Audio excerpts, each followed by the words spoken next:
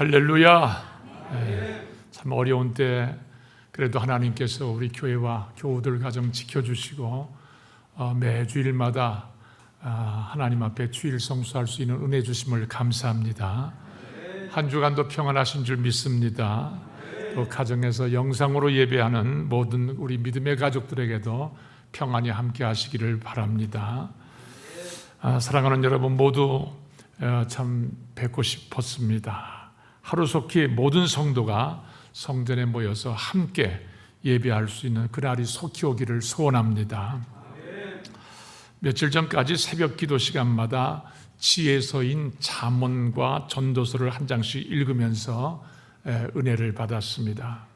지혜서를 읽고 또 설교하면서 새삼 안타깝게 생각되는 것은 지혜는 인간에게 주시는 하나님의 선물이요 인생을 풍요롭게 살게 하는 윤활유인데, 나이가 들기 전에 하나님께 지혜를 더 구했더라고 하면은 목회도 인생도 더 풍성해지지 않았을까 하는 그런 생각을 했습니다. 사랑하는 여러분, 나이에 많고 적음에 상관없이 지금부터라도 하나님의 말씀을 많이 읽으시고 하나님께 지혜를 구하셔서 한 번밖에 없는 인생 복되고 풍요롭게 하나님께 영광 돌리며 사시는 생이 되기를 주의 이름으로 축복합니다. 고대 중국을 통일했던 진나라의 진시황은 죽음이 두려운 나머지 어느 날 간무 대신을 불러서 무리한 요구를 했습니다. 불로장생의 명약이라고 불리는 수탉이 낳은 알을 구해오너라. 알은 어느 닭이 나요? 암탉이 낳는데 불로장생의 명약인 수탉이 낳은 알이 있는지 없는지는 모르겠는데 그런 알을 구해오라고 그랬습니다. 이 집으로 돌아온 간무는 시름에 빠진 채 한숨만 내쉬었습니다.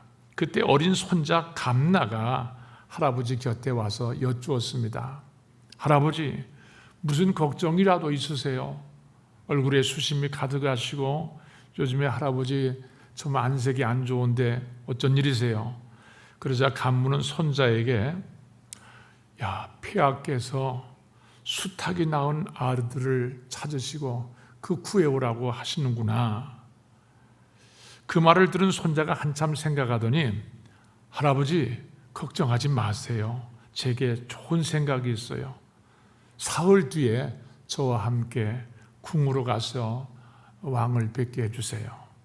평소 손자가 재치 있는 말과 영특한 생각으로 주변 사람들을 놀라게 한 적이 한두 번이 아니었기 때문에 이 간무는 알았다고 그랬습니다.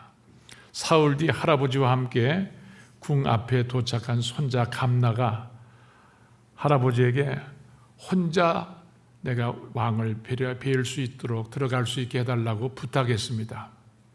그리고 진시황 앞으로 간 감나가 말합니다.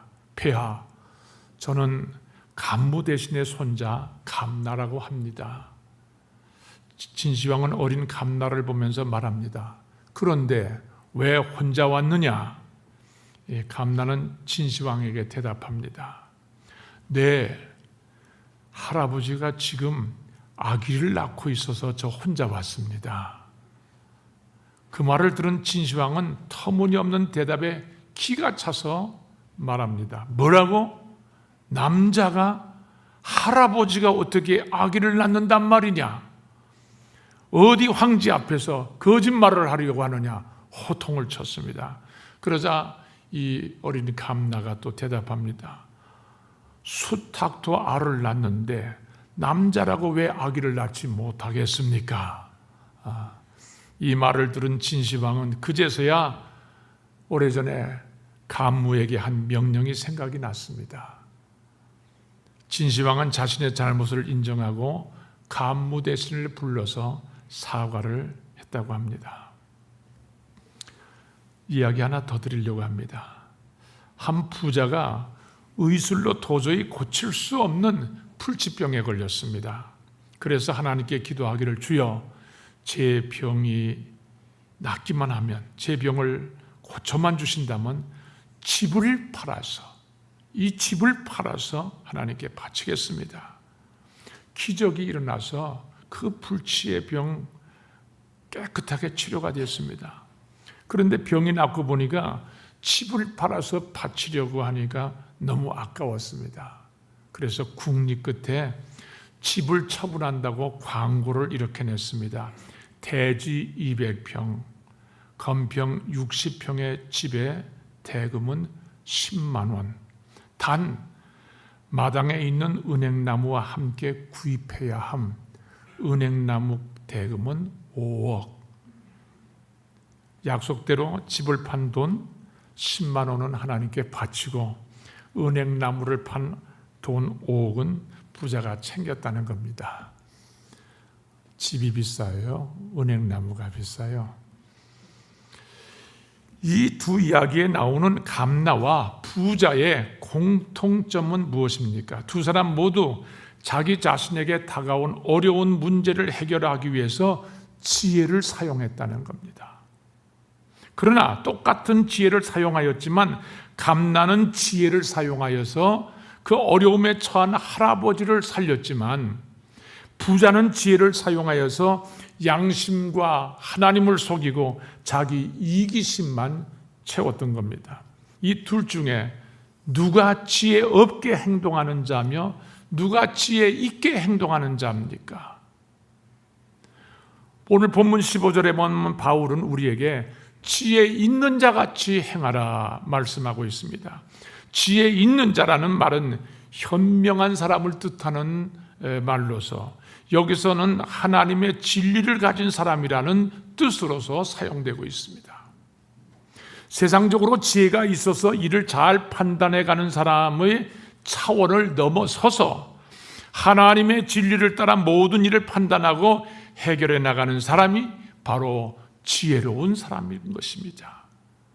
저와 여러분이 영원한 생명, 사망에서 영원한 생명으로 구원받은 것, 전적인 하나님의 은혜임을 알고 우리 중 누구도 자신의 힘으로 구원받은 사람이 있다고 생각해서는 안 됩니다.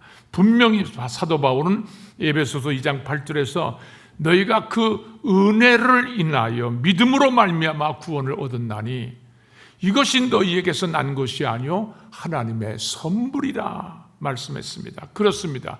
구원은 전적으로 하나님의 은혜요 선물입니다. 그런데 구원받은 다음부터가 문제입니다. 구원은 선물로 받았는데 이제는 구원받은 자답게 하나님의 자녀답게 살아야 할 책임은 우리에게 있는 것입니다. 사도 바울은 에베소 교회 성도들에게 구원받은 너희는 지혜 없는 자같이 행하지 말고 지혜 있는 자같이 행하라 말씀합니다.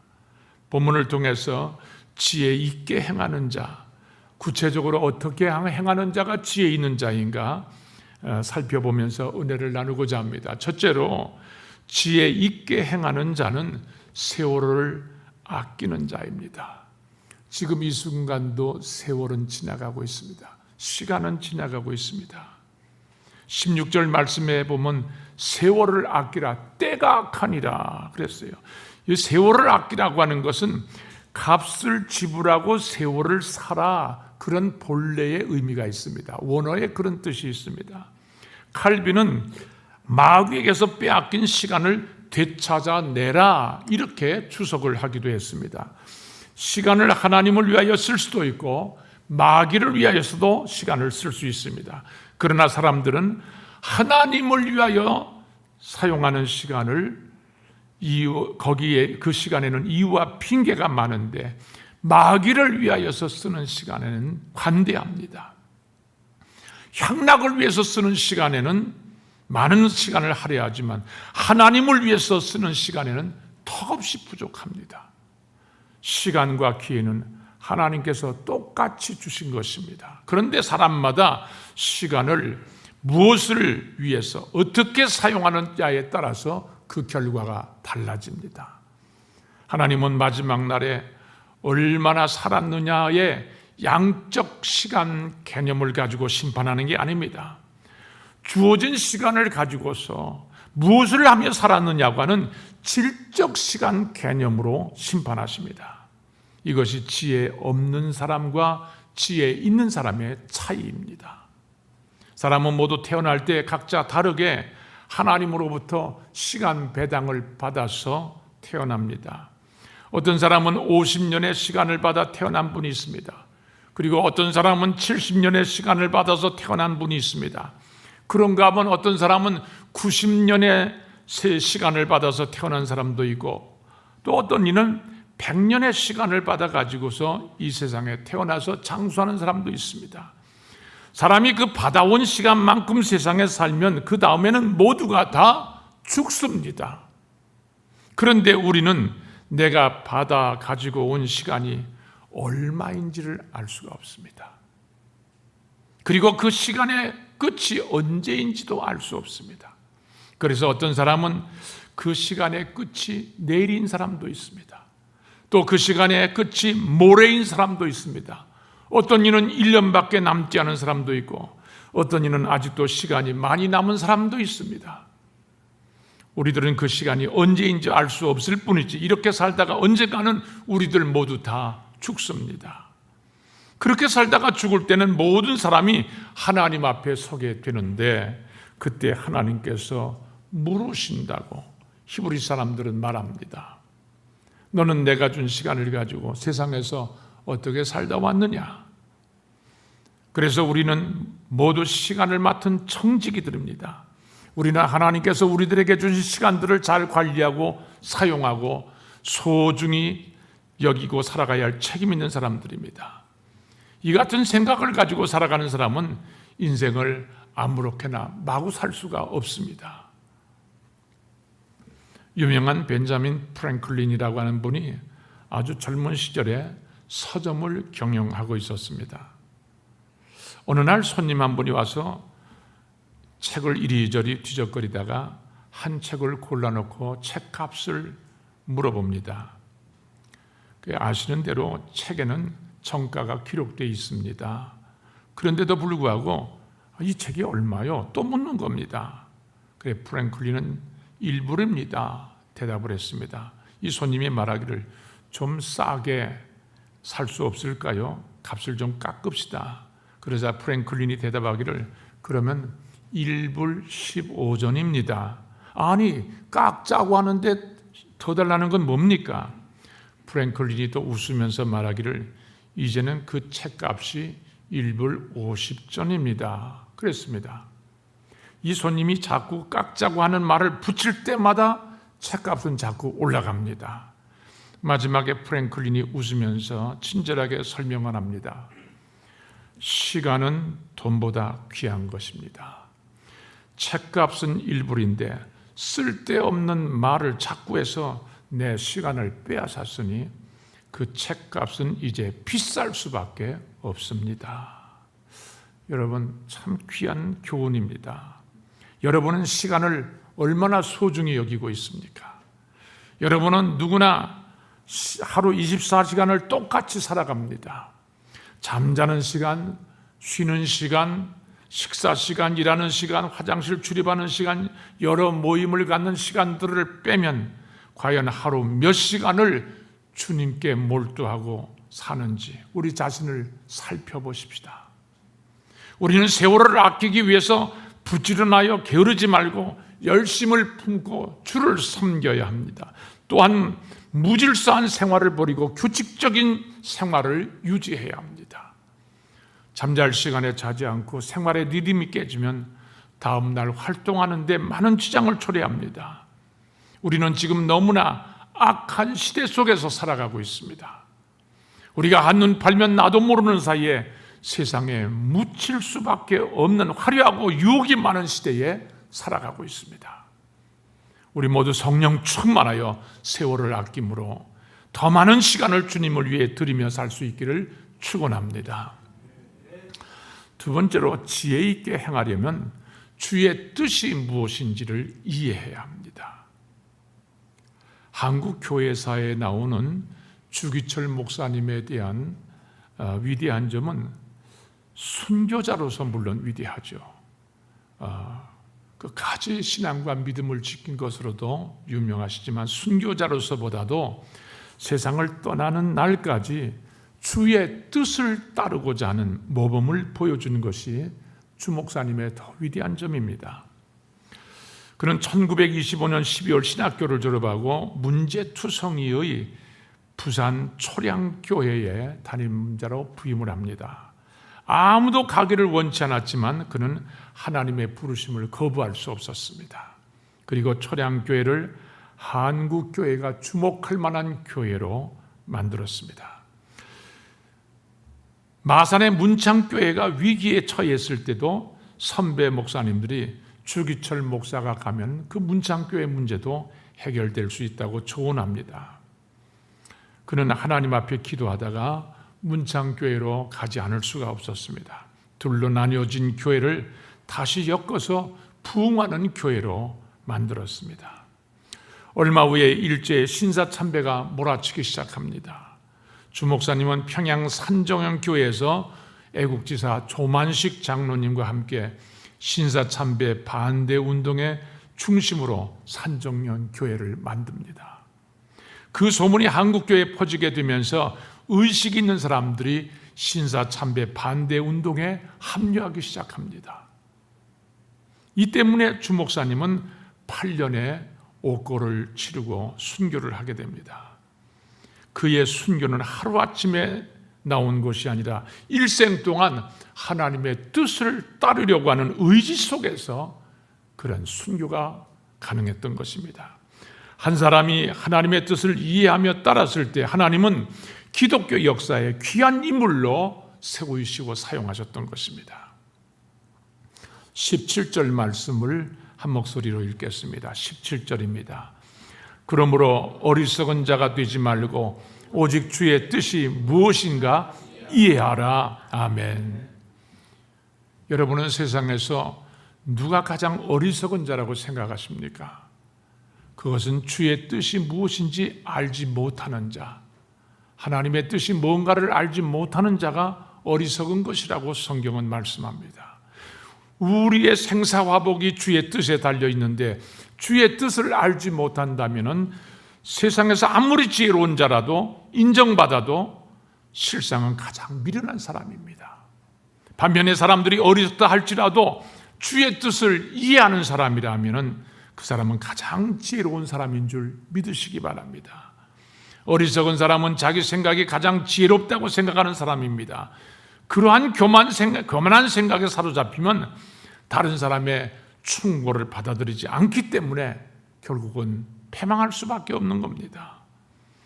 교만한 사람은 충고를 거부할 뿐만 아니라 주의 뜻까지도 무시하려고 합니다. 주의 뜻을 몰라도 자기는 얼마든지 지혜롭게 살아갈 수 있다고 생각합니다.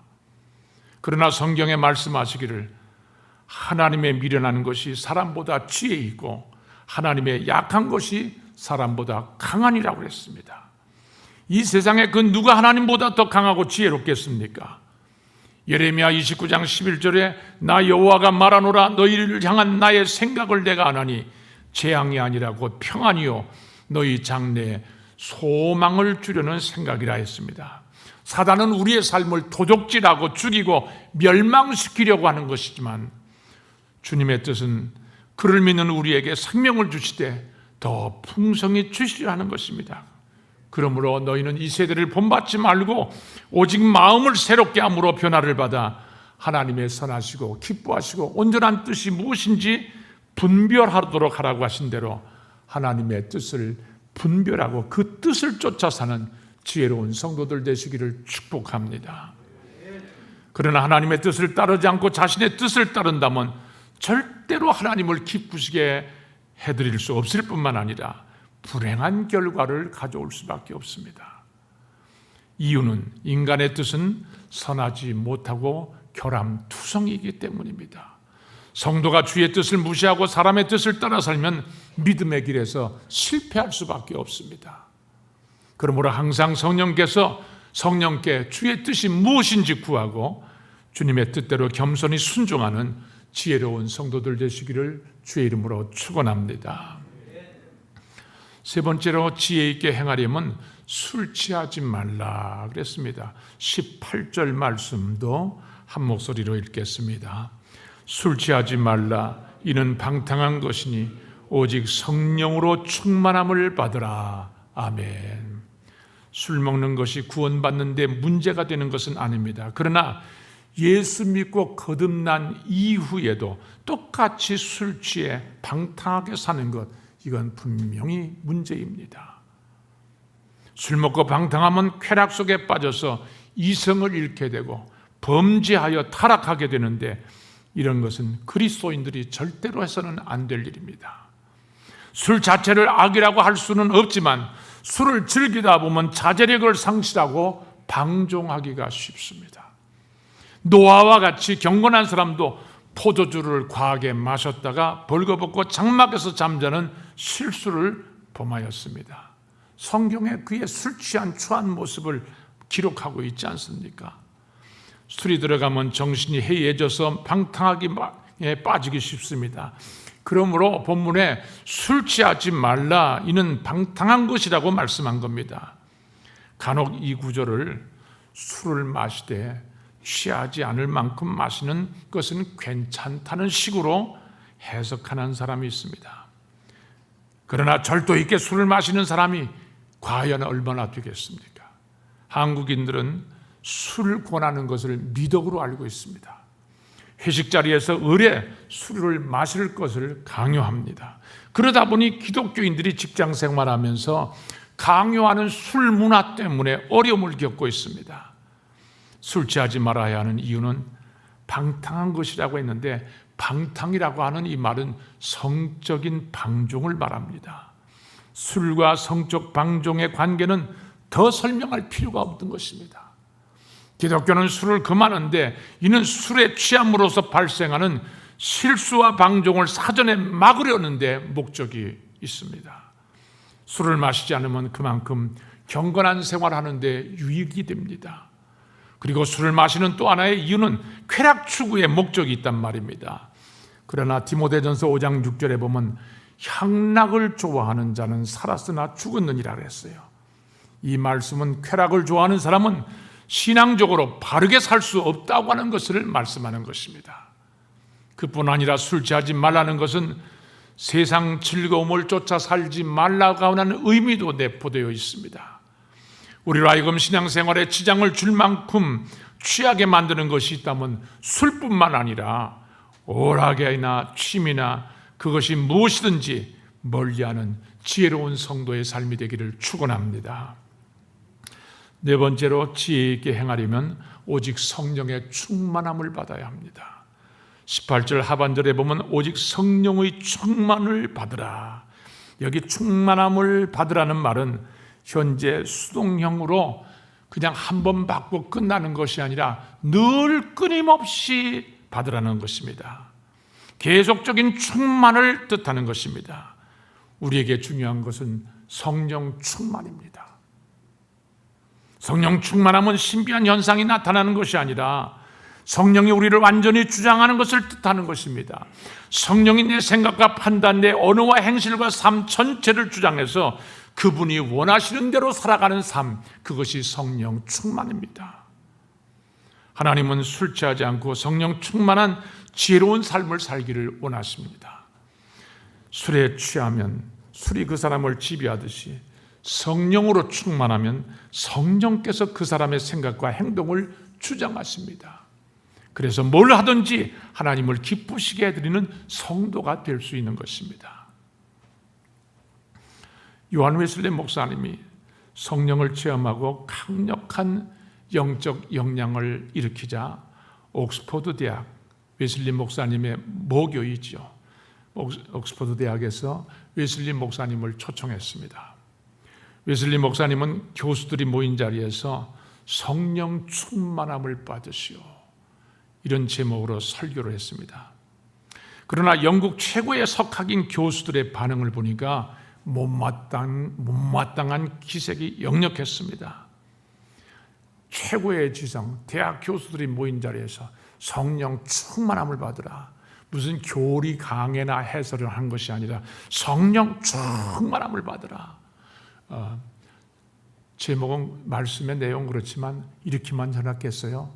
다 우리 것처럼 성령 충만을 위해서 뭐 통성기도를 시켰을 것이고 뭐 찬양을 우리 찬양 인도하는 우리 김진혁 청년이 보니까 우리 찬양을 신나게 부릅시다.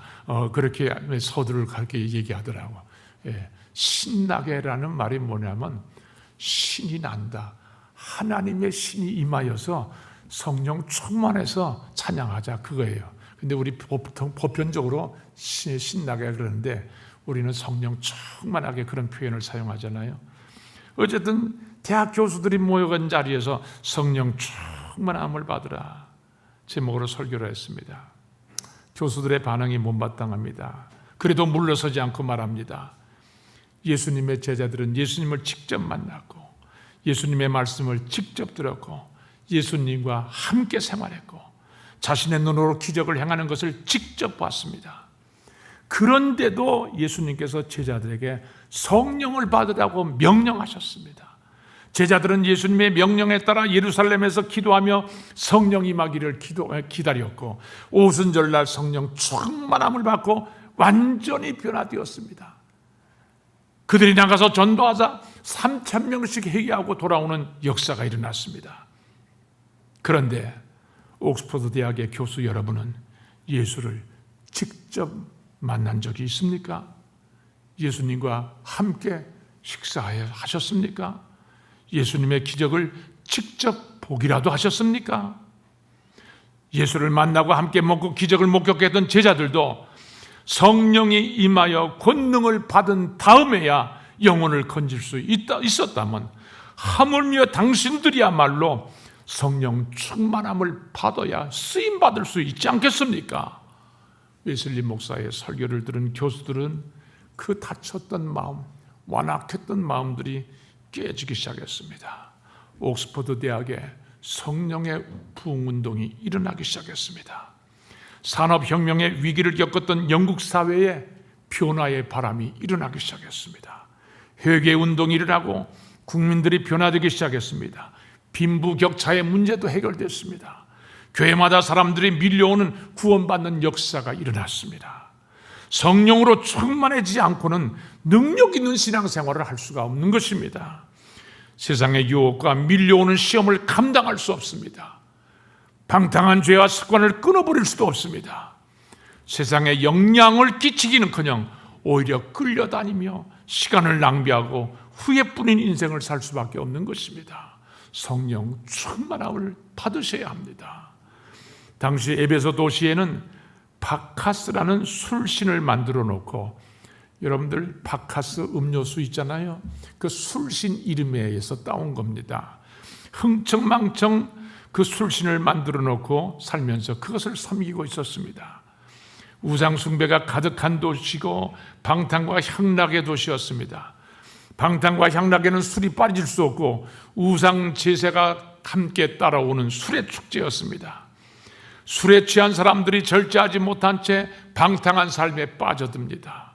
바울은 에베소 성도들이 이런 환경 속에서 계속하여 머무르는 것을 경고하면서 성령에 붙들려 살기를 권고한 것입니다. 성령 충만함은 성령에 이끌려서 성령의 지배를 받는 상태를 말합니다. 성령께서 나를 마음껏 사용하시도록 내 삶을 온전히 성령께 맡겨드리는 삶을 말하는 겁니다. 즉 내 안에 계신 성령께서 나의 주인이 되셔서 원하시는 대로, 그분이 원하시는 대로 나를 만들어 가시도록 준비되어 있는 상태, 이게 성령 충만입니다. 여러분, 우리는 모래알 같은 존재입니다. 모래, 암만 소나기에 넣고서 꽉 움켜졌다가 놔도 어떻게 돼요? 다 그냥 하나알 좀 하나알 이렇게 다 풀어져 버려요. 모래알 같은 존재예요. 그런데 그 모래를 단단하게 만들 수 있어요. 어떻게 만들 수 있죠? 응? 공사장에 가면 어떻게 합니까? 그렇죠. 모래에다가 뭐 자갈도, 더 큰 자갈도 섞어도 되고, 거기서 시멘트 부어가지고서 막 이리저리 비벼가지고서, 그래가지고서 그걸 모양을 뭐 벽돌을 만들던가 아니면은 뭐 어떤 것을 만들던가 탁 해서 굳혀놔요.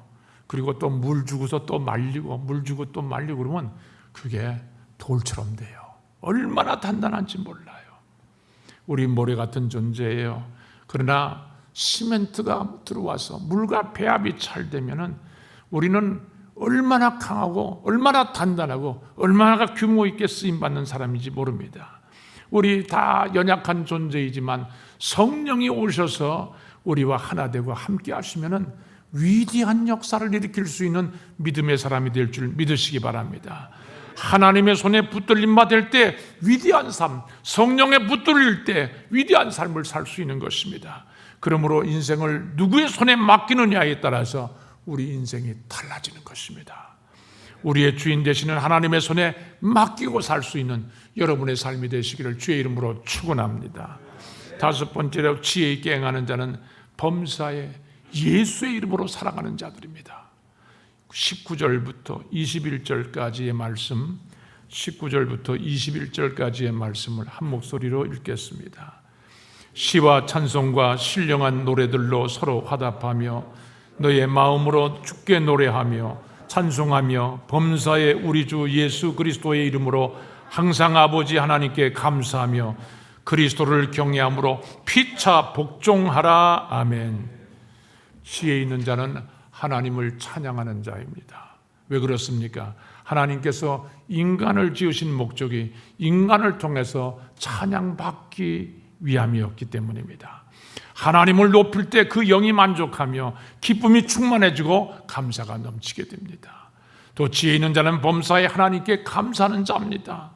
하나님은 우리의 모든 필요를 채워주시는 아버지시고 우리의 영과 육을 주신 분이고 그 아버지께 감사하는 것은 당연한 것이고 지혜로운 삶입니다. 범사에 감사라고 하는 말씀은 좋은 일이나 나쁜 일이나 성공했을 때나 실패했을 때나 기분 좋은 일이나 기분 나쁜 일이나 모든 일에 감사라는 뜻입니다. 항상 감사라고 하는 것, 환난을 당할 때나 가난할 때나 언제든지 감사라는 뜻입니다. 이러한 감사는 우리의 인격이나 노력으로 되는 것이 아니라 오직 예수 그리스도의 이름으로 되어지는 것입니다. 매사에 예수 그리스도의 이름으로 사시기를 축원합니다. 며칠 전 저희 집사람이 자다 말고 막 귀신을 쫓는 마귀 쫓는 소리에 잠을 깼습니다. 왜 그러냐고 물었더니 잠잘 때 그냥 평소에 잘 때 항상 기도문을 틀어놓거나 성경 말씀을 틀어놓거나 설교 말씀을 틀어놓고 듣다가 자는데 그날 따라서 이준석 국민의힘 당대표에 관한 유튜브를 보다가 잠이 들었다는 거예요. 근데 꿈에 이준석이 나타나서 뭐라고 하고 사라지더니 그 다음에 마귀가 나타나서 덤비더라는 겁니다. 사랑하는 여러분, 잠잘 때도 꿈속에서도 예수의 이름으로 잠자고 예수의 이름으로 사시기 바랍니다. 찬송하다가 그냥 나도 모르게 잠들고 설교 듣다가 잠들고 그래 보세요. 여러분 꿈속에서도 주의 음성 들을 수 있어요. 그까지는 뭐 이준석이 뭐라고 그 사람 그거 듣다가 그 다음에 이준석이 지나가고 그 다음에 마귀가 나타나가지고 그렇게 괴로움을 당하고 소리 지르고 그럽니까? 뭐 저희 집사람 흉보는 건 아니고 가끔 사람들이 이렇게 새로운 사람이 등장하면 좀 이게 좀 뭐 그 사람이 어떤 사람인가 보고 싶잖아요. 그럴 때 있단 말입니다. 어쨌든 우리는 세월을 아끼고 살아야 됩니다. 자면서까지 세상 풍조에 우리의 영혼을 빼앗겨서는 안 됩니다. 여러분 오늘은 어떻게 사시렵니까? 사도 바울은 오늘 우리에게 지혜로운 인생을 살라고 강조합니다. 주님 다시 오실 날 멀지 않았습니다. 세월을 아껴 주님을 위해서 사십시다. 주님의 뜻을 분별하며 사십시다. 술 취하지 말고 성령에 취해 사십시다. 항상 입술과 마음으로 찬송하는 사람, 범사에 하나님께 감사하는 지혜로운 사람으로 사시다가 우리 주님이 다시 오실 그날 우리 주님과 더불어서 영원한 안식에 들어갈 수 있는 지혜로운 여러분들 되시기를 주의 이름으로 축원합니다. 기도합니다. 인간의 흥망성쇠를 주관하시는 하나님 아버지, 거룩한 주일 아침 하나님께 나와 예배하게 하심을 감사합니다. 무서운 기세로 온 세상을 뒤엎은 역경을 만나야 그동안 우리를 지으신 하나님을 올바로 섬기지 못하고 잘못 살았던 죄를 회개합니다. 주님 용서하여 주시옵소서. 이방 사람들은 무지에서 우상을 숭배했지만 저희들은 입술로는 주님을 찾으며 매주일 안식일을 지키면서도 믿음 없이 살았습니다. 지혜 없이 살았습니다. 세상 지식만 쫓아 살았습니다. 주님, 저희들의 어리석음을 용서하여 주시옵소서. 이제는 지혜 없는 자 같이 하지 말고 지혜와 지식의 근본 되시는 하나님께 구하여 지혜 있는 자로 살게 하여 주시옵소서. 때가 가오니 세월을 아낌으로 더 많은 시간을 주님께 드리기 위하여 술 취하지 말고 성령에 취하여 살게 하시고 날마다 시간마다 순간마다 예수의 이름으로 살게 하여 주옵소서.